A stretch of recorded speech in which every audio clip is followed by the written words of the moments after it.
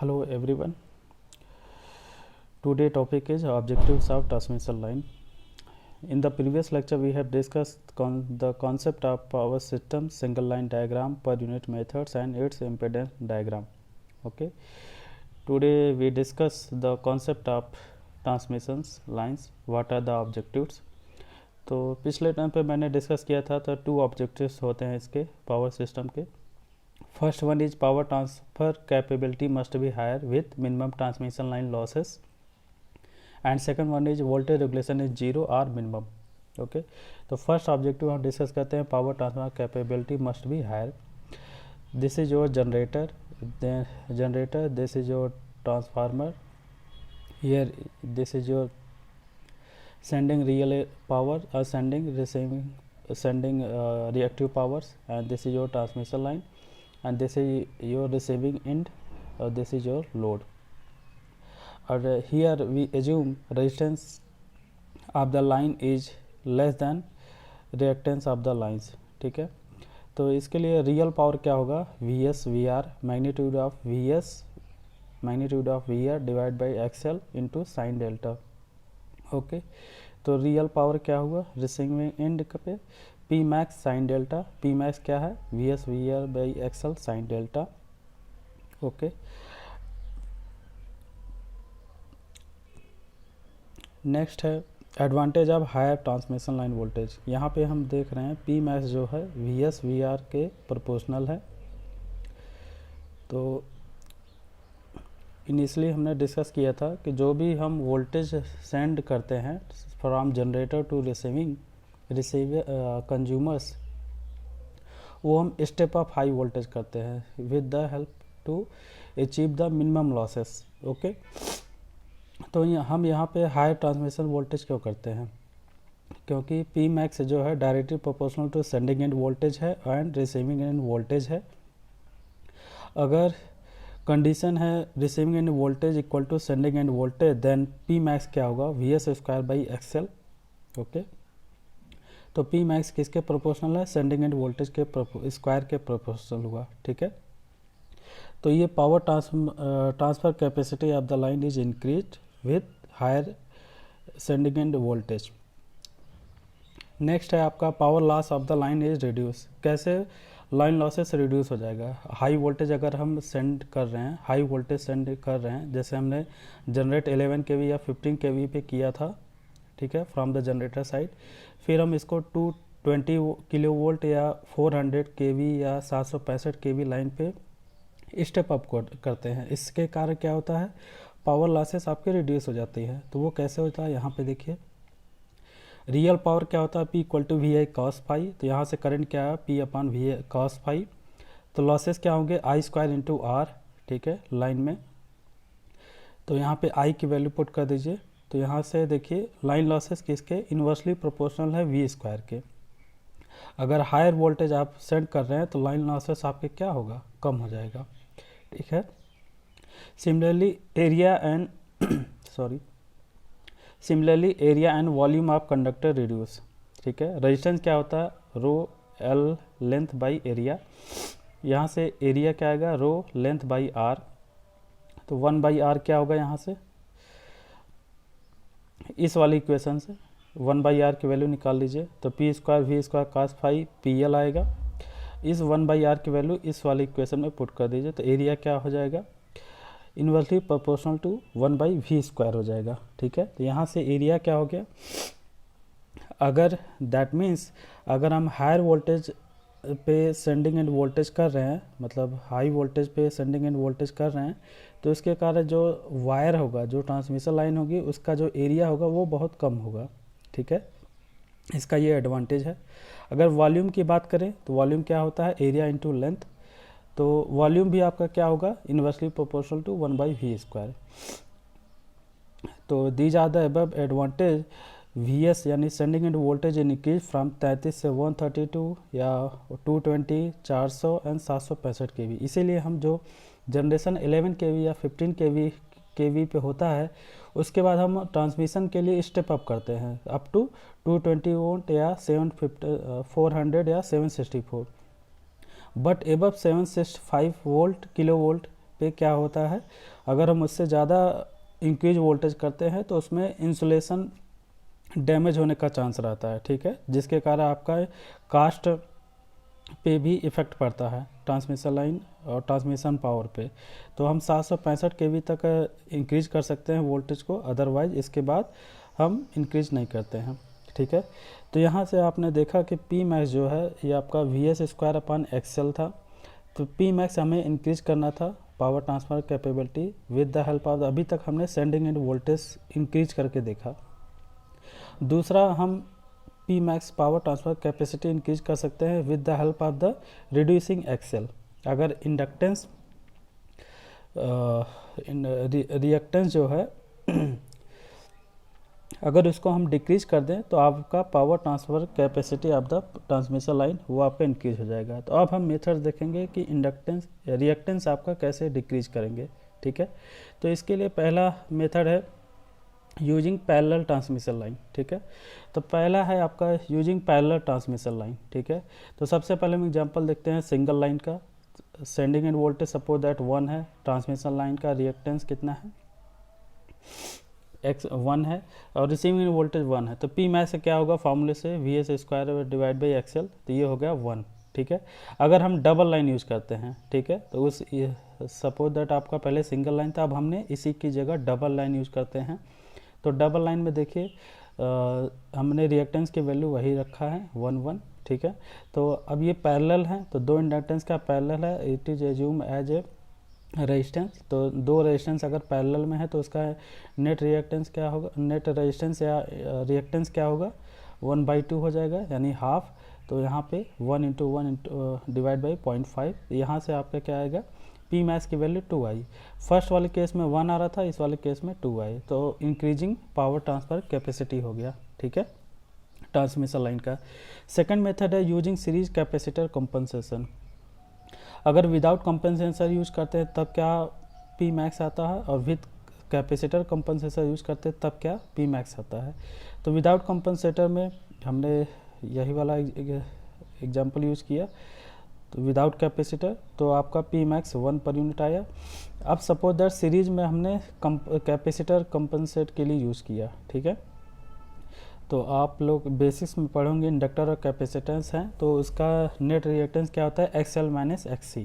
तो 1 माइनस 0.5 हो जाएगा, तो ये होगा 0.5, यानी जो रिएक्टेंस है वो ऐड हो जाते हैं, ठीक है। तो 1 माइनस 0.5 हो जाएगा।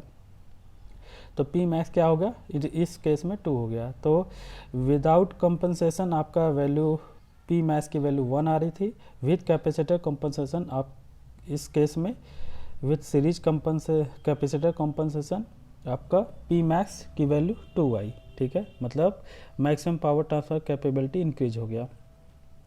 थर्ड मेथड क्या है, using bundle conductors. Bundle conductors हम आगे आने वाले चैप्टर में देखेंगे, आपके थर्ड यूनिट में। तो अभी हम थोड़ा सा ओवरव्यू यहाँ पे देख लेते हैं कि बंडल कंडक्टर से कैसे इंडक्टेंस कम होता है, ठीक है। ये जो आप अपने जब आप कॉलेज जाते हैं, कॉलेज के अगल बगल आप ट्रांसमिशन लाइन देखते हैं, तो आपने देखा होगा कि ट्रांसमिशन लाइन के दोनों तरफ 3 फेज और 3 फेज रहते हैं, और एक फेज में 4 कंडक्टर रहते हैं, ठीक है, और वो स्पेसर के थ्रू सेपरेट किए रहते हैं, ठीक है। तो उसको that is called bundle conductor. तो सपोज दैट हमने यहाँ पे कंडक्टर ए कंडक्टर बी लिया, ठीक है, ये फेज ए को रिप्रेजेंट कर रहा है, ठीक है। इन दोनों के बीच में डिस्टेंस डी है और इसका रेडियस दोनों का आर है। तो इंडक्टेंस क्या होगा, इंडक्टेंस एल ए या एल बी 2 × 10⁻⁷ ln d/r, ठीक है। तो इस बंडल कंडक्टर की वजह से क्या होता है, रेडियस इंक्रीज हो जाता है। तो रेडियस इंक्रीज करने से आपका क्या होगा, इंडक्टेंस कम होगा। इंडक्टेंस कम होगा तो पी मैक्स क्या होगा, वो आपका इंक्रीज हो जाएगा, ठीक है। तो by using bundle conductor effective radius of conductor is increase so that inductance is reduce, hence power transfer is increase. Okay, next है sorry, importance of load angle या पावर एंगल, ठीक है। हमने रियल पावर देखा VS/VR/XL sine delta, ठीक है। अभी तक हमने VS/VR क्या होता है उसको डील कर लिया, XL को डील कर लिया, अब साइन डेल्टा यूज करते हैं। आपने सिंक्रोनस जनरेटर में देखा होगा, वहाँ पे भी रियल पावर का फॉर्मूला क्या होता है, VS/VR/XL साइन डेल्टा, ठीक है। तो load demand or requirement of the consumer is not constant, ठीक है, क्योंकि जो रिसीविंग एंड पे जो डिमांड है वो फिक्स नहीं रहता है, ठीक है, क्योंकि कभी कभी स्कूल कॉलेज ओपन होते हैं, कभी हॉस्पिटल में 24 घंटे सप्लाई ज़रूरी है, कॉलेज है स्कूल है उसमें दिन भर सप्लाई चाहिए, अदरवाइज रात के समय ऑफ चाहिए, ठीक है। तो जो आपके लोड है वेरिएबल्स हैं, तो उस लोड के वेरिएबल को करने के लिए, कंट्रोल करने के लिए हम किसका यूज करते हैं, डेल्टा को, ठीक है। और इस डेल्टा की वैल्यू फॉर वेरिएबल लोड कितना रखा जाता है, 30 to 45। आप सिंक्रोनस मशीन में भी देखे होंगे इस डेल्टा की वैल्यू अप्रॉक्सीमेटली 30 to 45 रखते हैं ड्यू टू स्टेबिलिटी लिमिटेशन, ठीक है। और अगर आपका फिक्स लोड है, ठीक है, ये आपका वेरिएबल लोड के लिए कंडीशन है, अगर आपका फिक्स लोड है तब हम डेल्टा इक्वल टू 90 रखते हैं, ठीक है, डेल्टा की वैल्यू 90। सपोज दैट अगर आप फिक्स का लोड है तो डेल्टा इक्वल टू 90 डिग्री, अगर वेरिएबल लोड है तो डेल्टा की वैल्यू कितना रखते हैं, 30 into 45। ये डेल्टा वही है पावर एंगल, ठीक है, या टॉर्क एंगल। सपोज दैट ये आपका जनरेटर ट्रांसमिशन लाइन है और यहाँ पे ये आपका मेट्रो है, तो ये आपका क्या है, मेट्रो कभी इस एक्सेलरेट होता है, फिर डी एक्सेलरेट होता है, उसके बाद फिर स्टॉप होता है, ठीक है। तो ये आपका वेरिएबल लोड का एग्जांपल है, तो इसलिए हम डेल्टा किस पे ऑपरेट करते हैं, 30 एंगल पे ऑपरेट करते हैं, जिससे कि एक्सेलरेशन के समय ये इधर डेल्टा की वैल्यू बढ़ेगा, डी एक्सेलरेशन के समय आपका एंगल आपका डिक्रीज होगा। अगर सपोज दैट हम इसी मेट्रो को अगर डेल्टा इक्वल टू 85 डिग्री पर ऑपरेट करें तो एक्सेलरेशन के टाइम क्या होगा, ये 90 डिग्री से पार कर जाएगा, सिंक्रोनिज्म टूट जाएगा, ठीक है। तो ये कभी पावर कोलैप्स हो जाएगा, तो इसलिए हम वेरिएबल लोड के लिए डेल्टा 30 to 45 यूज करते हैं, अदरवाइज फिक्स लोड है तो delta equal to 90 degree. Okay, next objective क्या था, voltage regulation of the transmission line is 0 और मिनिमम। तो वोल्टेज रेगुलेशन आपने ट्रांसफार्मर भी पढ़ा होगा पिछले लेक्चर क्लास में। वोल्टेज रेगुलेशन क्या होता है, no load minus full load divide by full load, यानी sending in voltage minus receiving in voltage divide by receiving in voltage into 100। अगर sending in voltage equal to receiving in voltage है तो voltage regulation कितना होगा आपका 0%, ठीक है। अब हम केस देखते हैं, पावर ट्रांसफ़र दो मीडियम से होता है, एक होता है हाई वोल्टेज डीसी ट्रांसमिशन या HVDC जिसको कहते हैं, और दूसरा होता है HVAC high voltage alternating transfer, AC alternating current transfer, ठीक है। तो पहले हम HVDC देखते हैं। तो सेंडिंग एंड वोल्टेज VS है, VR है, और R की वैल्यू रेजिस्टेंस की value, suppose the transmission line का रेजिस्टेंस कितना है 2 ओम है, तो करंट क्या होगा VS minus VR divide by 2। अगर दोनों का वोल्टेज बराबर रहे तो नो करंट होगा, यानी पावर ट्रांसफर नहीं होगा अगर दोनों वोल्टेज बराबर होंगे, यानी अगर पावर ट्रांसफर HVDC से करना है there will be some difference between sending in voltage and receiving in voltage, that is current not zero, ठीक है, there is some difference is necessary। Next है आपका HVAC ट्रांसमिशन। HVAC में sending end voltage receiving end voltage, ठीक है, तो I equal to क्या होगा VS minus VR by 2। AC system है, उसमें फेज एंगल आएगा, तो ठीक है, सपोज दैट हमने VS इक्वल टू कितना लिया 10 angle 30 degree, receiving end voltage लिया 10 एंगल 0 डिग्री, तो I इक्वल टू क्या होगा VS minus VR divide by 2, ठीक है। तो इस केस में देखिए हमने मैग्नीट्यूड इक्वल लिया लेकिन फेज डिफरेंस अलग है, इस केस में आपका करंट नॉट जीरो है, जबकि आपका HVDC में देखिए वोल्टेज हमने इक्वल ले लिया था, मैग्नीट्यूड बराबर लिया था, इस केस में करंट जीरो था, लेकिन AC में क्या है, मैग्नीट्यूड इक्वल होते हुए भी आपका करंट नॉट जीरो है due to difference in phase angle. Sorry, okay. Next हमने नेक्स्ट एग्जांपल लिया, VS equal to 10 angle 30 degree, VR equal to 8 angle 30 degree, तो I इक्वल टू क्या हुआ 10 VS minus VR divide by 2। इस case में भी current आपका not zero हुआ, ठीक है, that is power transmission is possible. Next case लिया, दोनों का मैग्नीट्यूड और फेज एंगल सब इक्वल ले लिया, तो उस केस में करंट इक्वल टू जीरो हो गया, ठीक है। उस केस में जीरो रहा तो that means sending in voltage equal to receiving in voltage, और यानी हर जगह ईच एंड एवरी पॉइंट आपका जो वोल्टेज रहेगा वो हर जगह कांस्टेंट रहेगा। इस कॉन्सेप्ट को क्या कहते हैं, फेरेंटी इफेक्ट या फ्लैट वोल्टेज प्रोफाइल कहते हैं। ठीक है, हमारा पावर सिस्टम में ऑब्जेक्टिव यही रहता है कि सेंडिंग एंड वोल्टेज और रिसीविंग एंड को वोल्टेज के बराबर रहे ईच एंड एवरी पॉइंट। ठीक है, ये हमारा एम है, इसको हम कहते हैं flat voltage profile. Then next है importance of the reactive powers. आपने पिछले क्लास में देखा होगा मोटर, जनरेटर और ट्रांसफार्मर। मोटर क्या करता है, इलेक्ट्रिकल पावर को मैकेनिकल पावर में कन्वर्ट करता है। जनरेटर क्या करता है, मैकेनिकल पावर को इलेक्ट्रिकल में। ट्रांसफार्मर क्या करता है, इलेक्ट्रिकल से इलेक्ट्रिकल में करता है, हाई वोल्टेज से लो वोल्टेज, लो वोल्टेज से high voltage, with the help of the magnetic domain. मतलब एक पावर को, एक एनर्जी को with the help of the magnetic energy हम दूसरे एनर्जी में ट्रांसफॉर्म करते हैं। ठीक है, तो पहले हम एग्जांपल लेते हैं इंडक्टर का। ठीक है, हमने प्योर इंडक्टर लिया है, ये आपका supply voltage, this is your inductor, और ये आपका करंट हुआ। ठीक है, तो इंडक्टर की प्रॉपर्टी जानते हैं, current is lagging by the supply voltage by 90 degree. Energy कितना होगा, हाफ Li², ये हम ऑलरेडी जानते हैं कि इंडक्टर कितना एनर्जी स्टोर करता है, half Li²। Energy equal to क्या था, पावर इनटू टाइम। ठीक है, तो पावर में दो पावर होते हैं, एक होता है रियल पावर, एक होता है रिएक्टिव पावर। रियल पावर क्या होगा, VI cos फाई, फाई की वैल्यू यहाँ पे 90 डिग्री, तो cos 90 डिग्री रखेंगे तो P इक्वल टू 0। और reactive power VI sin phi, phi यहाँ पे 90 डिग्री है तो फाई इक्वल टू 90 रखेंगे, sin 91, यानी Q equal to VI। That mean responsible for produce magnetic field, that is in inductor, in purely inductor, वहाँ पे real power या active power क्या होगा, 0 होता है। लेकिन जो रिएक्टिव पावर होता है वो कितना होता है, VI sin फाई या VI, it is responsible for produce magnetic field. Okay, next है आपका कैपेसिटर्स। हमने प्योर कैपेसिटर्स का केस लिया है, या सप्लाई वोल्टेज कैपेसिटर्स।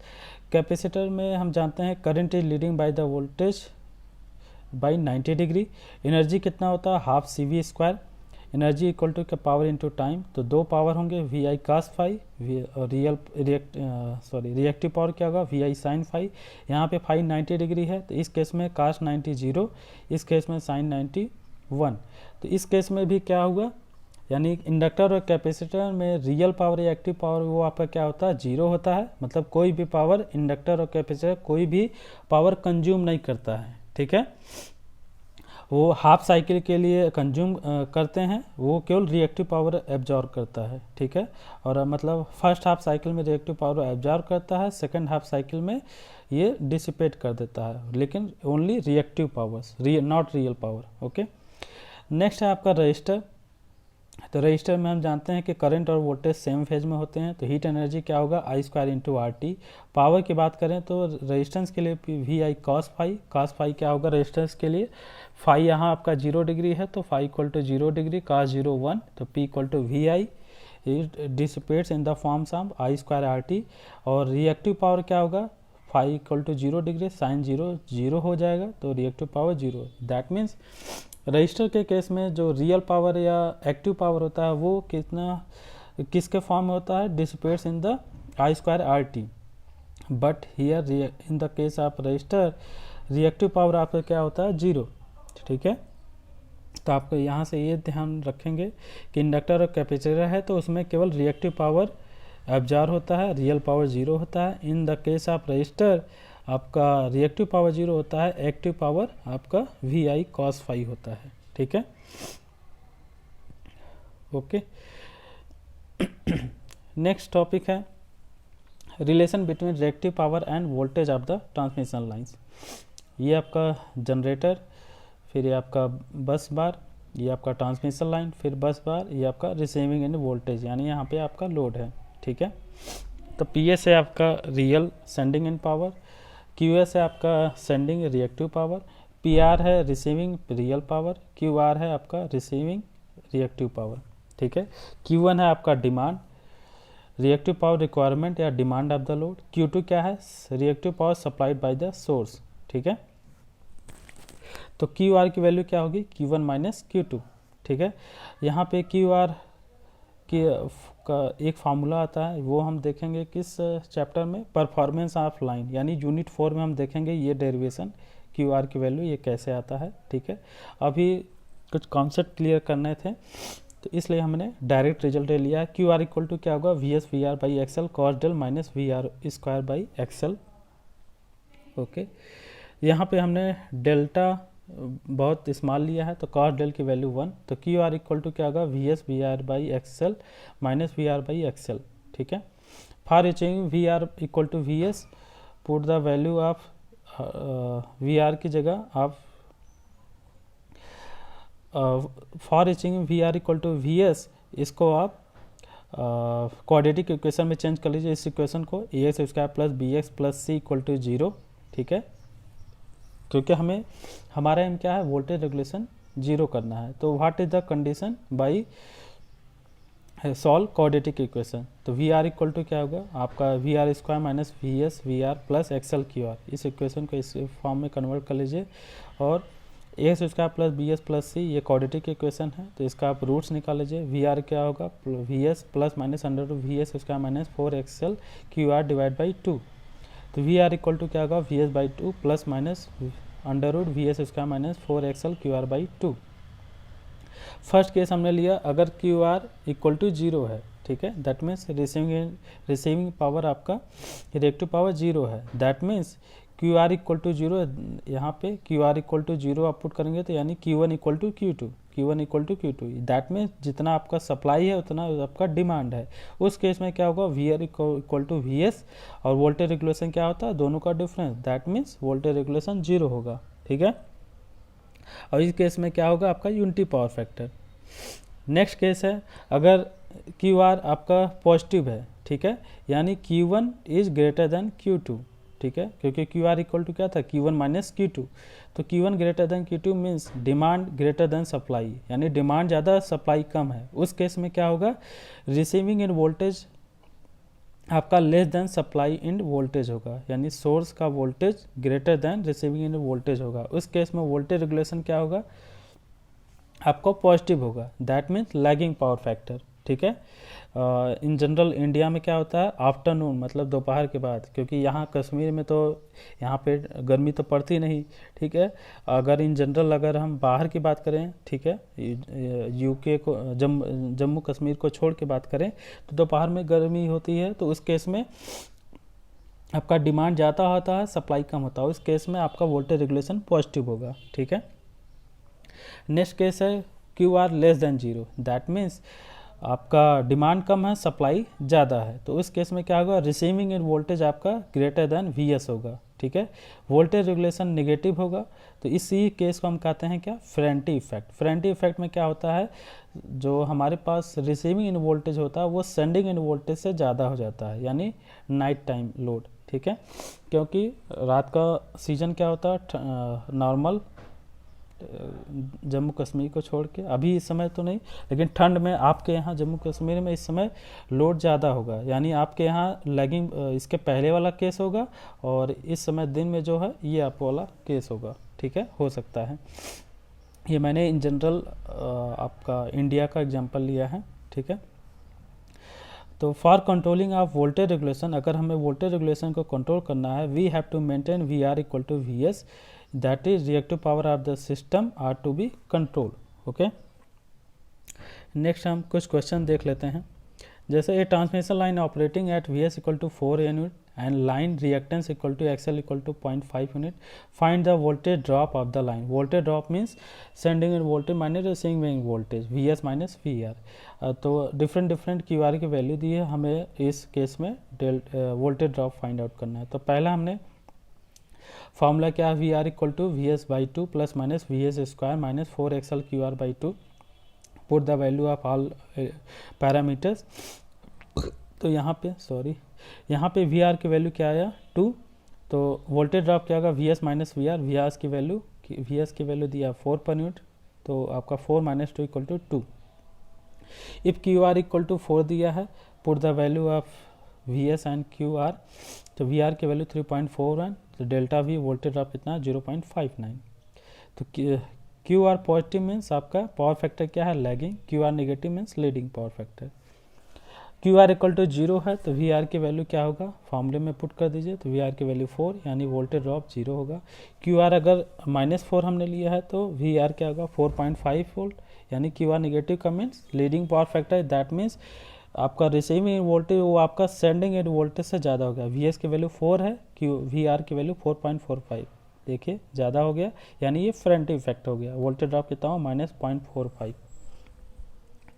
नेक्स्ट है A nuclear power station is delivering 500 megawatt power to load center through the transmission line configuration shown below. Which of the following is most suitable? ठीक है, तो 4 आपको configuration दिए हुए हैं, ठीक है, और 500 मेगावाट पावर हमें ट्रांसफ़र करना है from source to load centre. तो कौन सा इन चारों में बेस्ट मेथड होगा? ठीक है, यहाँ पे पहला, दूसरा, तीसरा, चौथा, ठीक है। यहाँ पे इस वाले ऑप्शन में वोल्टेज रेटिंग वेटिंग नहीं दी हुई है, ठीक है। इस वाले केस में 132 केवी दिया है और सीरीज कैपेसिटर यानी सीरीज कंपनसेशन भी दिया हुआ है 30%, ठीक है। इस वाले केस में 400 केवी सिंगल लाइन दिया है और इस केस में 4 केवी प्लस डबल लाइन है, ठीक है। तो बेस्ट ऑप्शन क्या है, 4 केवी डबल लाइन, ठीक है। तो 4 केवी डबल लाइन का मीन्स अगर ये 500 मेगावाट पावर पूरे इस पावर को कैरी करना है तो 250 मेगावाट इस ट्रांसमिशन लाइन से जाएगा और 250 मेगावाट दूसरे ट्रांसमिशन लाइन से, ठीक है, क्योंकि डबल लाइन है, मतलब वन लाइन आपका 250 मेगावाट शेयर करेगा, दूसरा लाइन 250 मेगावाट शेयर करेगा, ठीक है, यानी less than rating of the transmission line, ठीक है। और ये ट्रांसमिशन लाइन से के लिए अच्छा भी है कि आपका फुल लोड पे आपका नहीं ऑपरेट कर रहा ट्रांसमिशन लाइन, तो it is the best method. Okay, next है, if the voltage of the transmission line increase by 20% and power factor of the load increase by 10%, find the percentage reduction in area of cross section of the conductor at constant power flow, ठीक है। तो area का हमने formula derive किया था P square rho L upon V square cos square phi, तो area 1 upon V square cos square phi आया, ठीक है। तो area inversely proportional to V square cos square phi है। यहाँ पे वोल्टेज इंक्रीज कर रहा है और पावर फैक्टर भी इंक्रीज कर रहा है, तो आप वैल्यू पुट कर दीजिए, तो change reduction in area of cross section कितना आएगा 42.6% लेस वैल्यू, ठीक है। तो ये है आज के लिए। तो आज के क्लास में हमने क्या देखा, what are the objectives of the transmission line. तो पहला ऑब्जेक्टिव क्या था कि पावर ट्रांसफ़र कैपेबिलिटी या मैक्सिमम होनी चाहिए, उसके लिए हम वोल्टेज को इम्प्रूव करते हैं यानी हाई इंक्रीज करते हैं, ठीक है। दूसरा क्या था, वोल्टेज रेगुलेशन मिनिमम या जीरो करते हैं, उसके लिए हमने डिफरेंट कंडीशन देखा। ओके क्लास, थैंक यू, आज के लिए इतना ही। नेक्स्ट टाइम पे हम देखेंगे पावर फैक्टर, ठीक है, for single phase power factor और 3 phase power factor. Thank you class.